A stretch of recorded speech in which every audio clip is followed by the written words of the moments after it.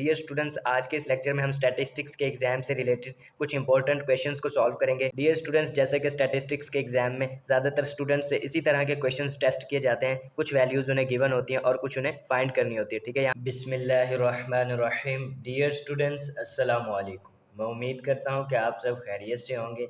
Dear students, आज का हमारा लेक्चर कोफिशिएंट ऑफ वेरिएशंस की कैलकुलेशन से रिलेटेड ही है। डियर स्टूडेंट्स, जैसा कि हमने पिछले लेक्चर में प्रॉपरली कोफिशिएंट ऑफ वेरिएशंस के कैलकुलेशन के बारे में अंडरस्टैंड किया कि हम coefficient of variation value for a sample data set के लिए किस तरह से कैलकुलेट करते हैं। डियर स्टूडेंट, जैसे कि यहाँ पर हमने पिछले लेक्चर में प्रॉपरली अंडरस्टैंड किया कि कोफिशिएंट ऑफ वेरिएशंस का फार्मूला क्या है, standard deviation divided by mean multiply 100। और डियर स्टूडेंट्स, हमने फिर अंडरस्टैंड किया कि हम स्टैंडर्ड डेविएशन किस तरह से फाइंड करते हैं for a grouped frequency distribution data के लिए। ठीक है, और हमने अंडरस्टैंड किया कि हम ग्रुप्ड फ्रीक्वेंसी डिस्ट्रीब्यूशन डाटा के लिए मीन किस तरह से कैलकुलेट करते हैं। ठीक है, डियर स्टूडेंट्स, अगर आपको कोफिशिएंट ऑफ वेरिएशंस के टॉपिक में कोई भी कंफ्यूजन हो तो आप पिछला लेक्चर हमारा देख लीजिएगा। डियर स्टूडेंट्स, वहाँ पे हमने प्रॉपरली अंडरस्टैंड किया है। ठीक है, डियर स्टूडेंट्स, आज के इस लेक्चर में हम स्टैटिस्टिक्स के एग्जाम से रिलेटेड कुछ इंपॉर्टेंट क्वेश्चंस को सॉल्व करेंगे। डियर स्टूडेंट्स, जैसे कि स्टैटिस्टिक्स के एग्जाम में ज़्यादातर स्टूडेंट्स से इसी तरह के क्वेश्चंस टेस्ट किए जाते हैं। कुछ वैल्यूज़ उन्हें गिवन होती हैं और कुछ उन्हें फाइंड करनी होती है। ठीक है, dear students, first of all हम क्वेश्चन नंबर 1 को रीड आउट करते हैं। क्वेश्चन क्या है,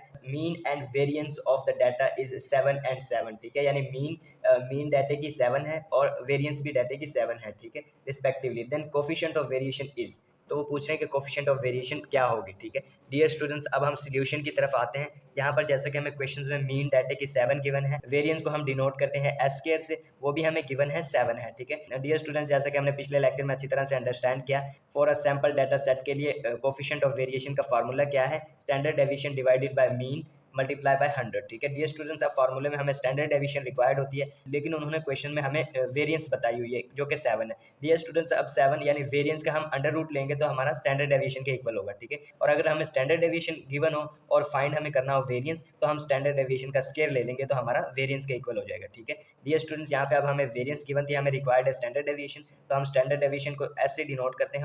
वो किस तरह से फाइंड करेंगे, यानी अंडर रूट ले लेंगे वेरिएंस का। ठीक है, तो वेरिएंस यहाँ पे हमें जैसा कि 7 गिवन है, 7 का अंडर रूट लेंगे तो हमारे पास स्टैंडर्ड डेविएशन आ जाएगी 2.65। ठीक है, डियर स्टूडेंट्स, अब कोफिशिएंट ऑफ वेरिएशन का हम फार्मूला यहाँ पे लिखते हैं, standard deviation divided by mean into 100।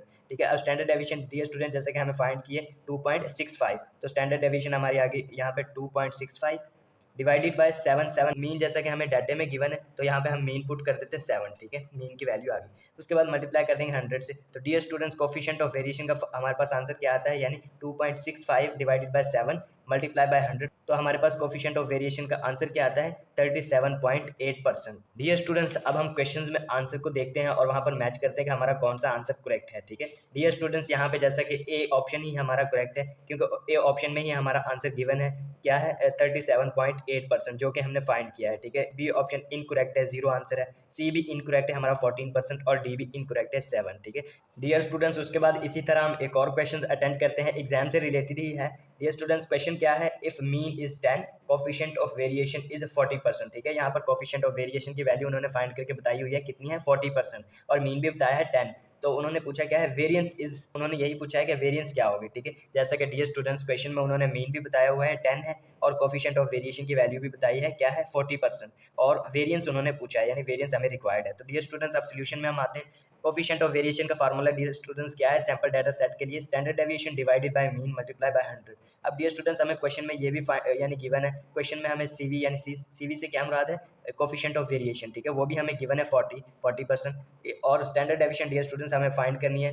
ठीक है, उसी की मदद से हम फिर वेरिएंस फाइंड कर सकेंगे। ठीक है, मीन भी हमें क्वेश्चन में गिवन है 10। ठीक है, मल्टीप्लाई 100 से कर देंगे। डियर स्टूडेंट्स, अब हम रीअरेंज करेंगे इस इक्वेशन को, एस को हम सिर्फ यहाँ पे रख लेंगे, बाकी सबको उधर ले जाएंगे, यानी एस यहीं रहेगा, और 10 इधर डिवाइड हो रहा तो उधर जाके मल्टीप्लाई हो जाएगा 40 के साथ, और 100 यहाँ पे मल्टीप्लाई हो रहा तो उधर जाके डिवाइड हो जाएगा। ठीक है, तो डियर स्टूडेंट्स, इस कैलकुलेशन को करने के बाद हमारे पास स्टैंडर्ड डेविएशन यानी एस का आंसर क्या आता है, 4। ठीक है, डियर स्टूडेंट्स, लेकिन हमें क्वेश्चन में क्या रिक्वायर्ड है, वेरिएंस। ठीक है, अब वेरिएंस फाइंड करने के लिए हम स्टैंडर्ड डेविएशन का क्या करेंगे, स्क्वायर ले लेंगे। ठीक है, तो हमारा स्टैंडर्ड डेविएशन का स्क्वायर वेरिएंस के बराबर होता है। ठीक है, इसी तरह वेरिएंस का अंडर रूट ले लें तो वो स्टैंडर्ड डेविएशन के बराबर होता है। ठीक है, ये आपने माइंड में रखना है, छोटा सा पॉइंट है आपने।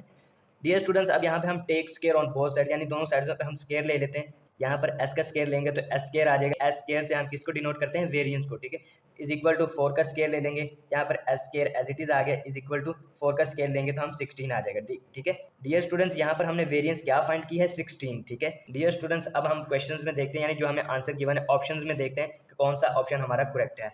डियर स्टूडेंट्स, आपने हमेशा मल्टीपल चॉइस को केयरफुली चूज करना है, क्योंकि यहाँ पर ऑप्शंस हमेशा वो ऑप्शन भी हमें गिवन होता है जो कि हमारा यानी एक स्टेप पहले का होता है। ठीक है, यानी स्टैंडर्ड डेविएशन हमने 4 फाइंड की थी जो कि हमारा ए ऑप्शन है, हम इसको ऑप्शन को चूज नहीं करेंगे। ठीक है, क्योंकि यहाँ पर वेरिएंस रिक्वायर्ड है, वेरिएंस फाइंड करनी है हमने। उसके बाद ऑप्शन बी हमारे पास 8 है, ये भी हमारा इनकरेक्ट है, और सी ऑप्शन 16 है, यानी ये हमारा ऑप्शन बिल्कुल करेक्ट है। ठीक है, उसके बाद डी ऑप्शन 12 है, वो भी इनकरेक्ट है। डियर स्टूडेंट्स, इस तरह से हम कुछ रूल्स एंड रेगुलेशंस को अपने माइंड में रखते हुए क्वेश्चंस को सॉल्व करते हैं, यानी इनमें से कोई सी दो वैल्यूज हमें गिवन हो तो हम तीसरी वैल्यू यानी फाइंड कर सकते हैं। ठीक है, यहाँ पे हमेशा याद रखना है, जैसे इस क्वेश्चन में क्या था, स्टैंडर्ड डेविएशन, हमने स्टैंडर्ड डेविएशन पहले फाइंड की थी और उसके बाद फिर उसी का स्केल ले लिया तो हमारे पास वेरिएंस का आंसर आ गया। ठीक है, इसी तरह की कैलकुलेशंस एग्जाम में टेस्ट की जाती हैं एक स्टूडेंट से। अगर अच्छी तरह से ये बातें आप अपने माइंड में रखेंगे तो आपको कोई कन्फ्यूजन नहीं होगी। ठीक है, इंशाल्लाह आप इजीली सॉल्व कर लेंगे क्वेश्चंस को। ठीक है डियर स्टूडेंट्स, अगर आज के इस लेक्चर से रिलेटेड आपके माइंड में कोई भी क्वेश्चंस हो तो आप कमेंट्स के थ्रू हमसे पूछ सकते हैं। डियर स्टूडेंट्स, हमें नेक्स्ट वीडियो तक इजाज़त दीजिए, अपना बहुत सारा ख्याल रखिएगा। Thank you so much.